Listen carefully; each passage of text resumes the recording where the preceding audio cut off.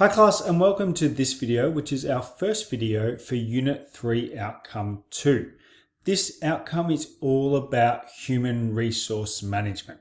I also consider it describe it another way, I consider it how do we effectively manage our employees. So this is a really important outcome. We're going to discuss the importance of employees, why they're important to a business, how we motivate them, how we manage their performance. But this is our introductory video, and in this one we're going to look at managing our employees, or human resource management, and how it's linked to our business objectives. What do I hope that you get out of this video?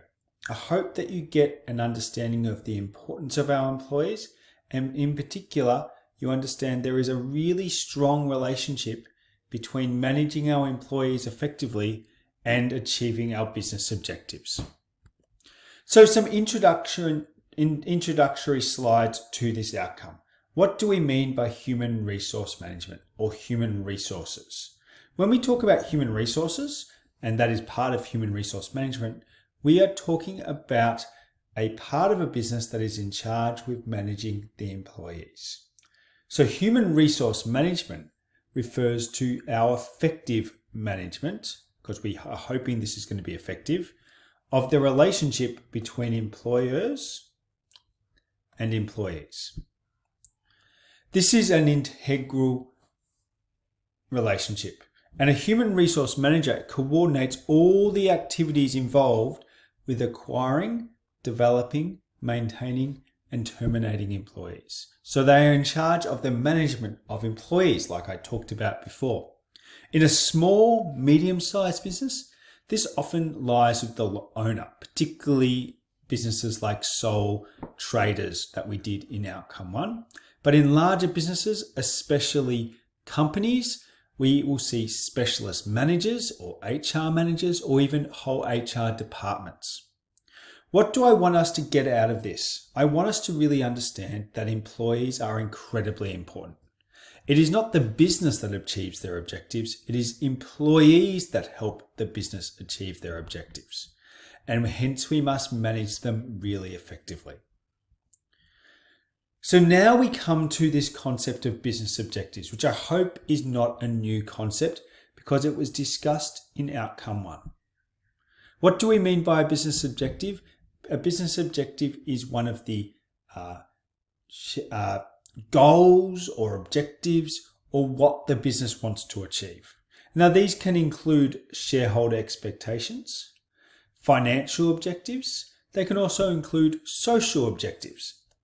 And when we talk about social objectives, we might be fulfilling a market need, but financial objectives are things like increasing profits, increasing market share.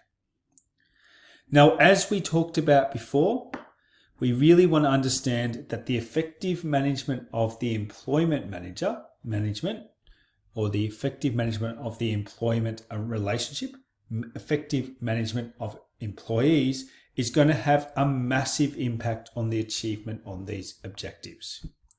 Because as we know and hopefully understand, businesses have significant number of employees, and they are some of the most important assets of a business.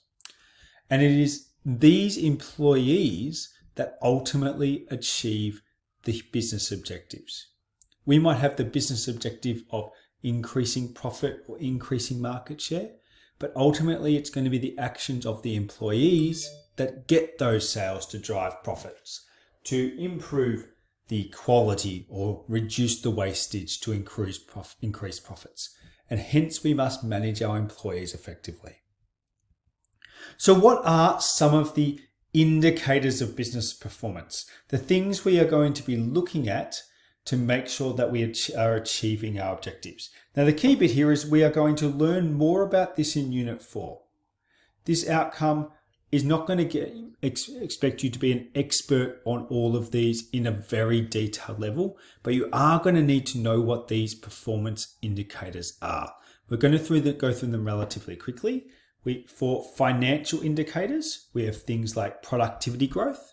And if you're talking about productivity, you're going to be very specific about your definition. It is how well a business transforms inputs into outputs.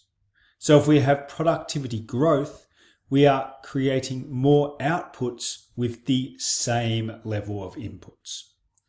Percentage of market share is the proportion of total sales accounted for by the organization compared to the competitors.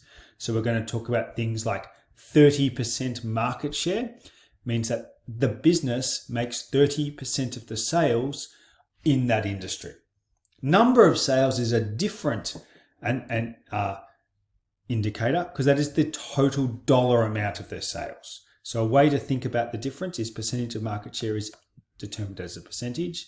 Number of sales is the total amount of the sales. So this is how many sales have been made. Net profit figures is going to be an important one. This is all of our revenue minus expenses. You can see that we're not talking about money here. Profit is a massive objective. And then we have things that are all linked to the owner's returns. And these are things like share price and return on investment.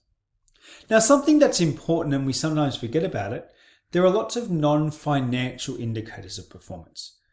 Now, these are often linked to financial objectives, but these include things like rate of staff absenteeism, how the percentage of work days lost due to absences, the rate of staff turnover, which is different. That has got to do with how many people are leaving the business. So it's the rate of which employees leave the business, the number of customer complaints, the level of wastage, and the number of workplace incidents. These are all indicators of business performance, and they are all going to give us some important information about how well a business is going and whether they are on track to achieve their objectives. Now that's important. What we are really honing in on today is how do employees impact that? And importantly, how does human resource management, the management of those employees, link to the business objectives? We need to understand that if a business manages their employees effectively, we are on track to achieving our objectives. And we want to make sure that all of our employee objectives align with business objectives. And we want to make sure that if we have all of our employees working in the same manner, in the same direction, striving for their objectives, that we will ultimately achieve our objectives as a business. So human resource managers are involved with that in a massive way. They are involved in determining not just the business objectives, but developing strategies for managing the people to make sure that they work to achieve our business objectives because their objectives align. And the business must be able to achieve a balance between increased profitability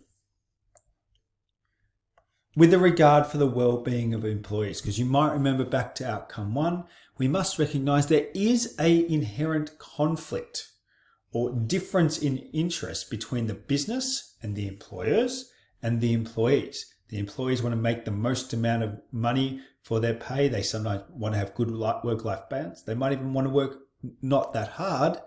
And that might be a conflict in terms of the objectives a business is trying to achieve. So we are going to need, and we're going to talk more about this later, how we're going to motivate these employees.